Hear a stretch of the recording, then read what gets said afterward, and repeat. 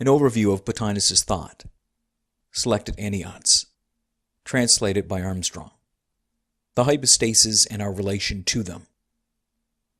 It has been shown already that we should consider this as the way things are, that there is first the one beyond being, of such a kind as our argument wished to show, insofar as it was possible to show proof in these matters, and then in turn being and intellect, and third comes the nature of the soul.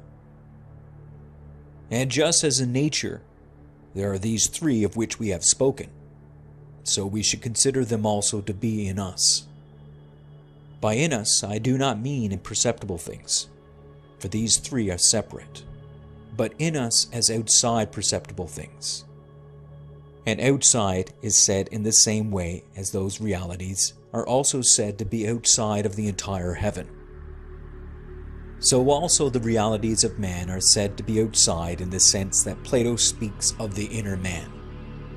Our soul, too, therefore is something divine, and of a different nature like all the nature of soul. And the soul which has intellect is perfect.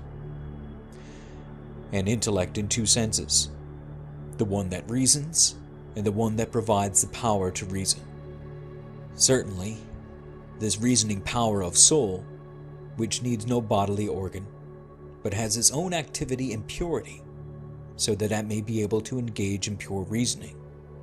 One would not be mistaken if one placed it as separate, and not mixed with body in the first intelligible sphere. For we must not look for a place in which to seat it, but we must make it outside of all place. For in this sense is it in itself, the outside and immaterial, whenever it is alone, and it has nothing from the nature of body. For this reason too, again, Plato says of the universe that the craftsman wrapped the soul around it from outside, pointing to the part of the soul that remains in the intelligible. But in the case of our souls, he concealed his meaning, and said that the soul is on top of the head. And the command to separate is not said in a spatial way, for this part of the soul is by nature separated, but in terms of her not inclining to the body, and not having mental images, and of alienation in relation to the body.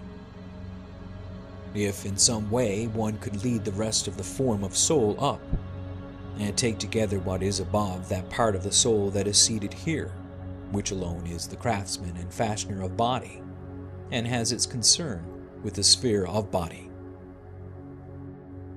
Since then there exists a soul that reasons about what is just and noble, and a reasoning that seeks to determine if this particular course of action is just and if this is noble, it is necessary that there be something permanently just, from which reasoning also comes to be in the sphere of soul. Or how would it be able to reason? And if soul sometimes reasons about these things, and sometimes does not, there must exist in us an intellect that does not reason, but always has the just, and there must also exist the origin of intellect, the cause, and God. And he is not divided, but always remains. And since he does not remain in place, he is contemplated again in many things, in each of those who are able to receive him as another self, just as the center of a circle too exists in itself, and each of the radii in the circle has its point in it, and the radii bring their individuality to it. For by something like this in us we too touch upon him, and are with him, and depend upon him, and those who converge there are seated in him. How then, if we have such great possessions, do we not consciously apprehend them, but fail to a large extent to activate them, and some never activate them at all? Those realities are always occupied with their own activities. Intellect and that which is before intellect, always in itself, and soul as well, the ever-moving in this sense.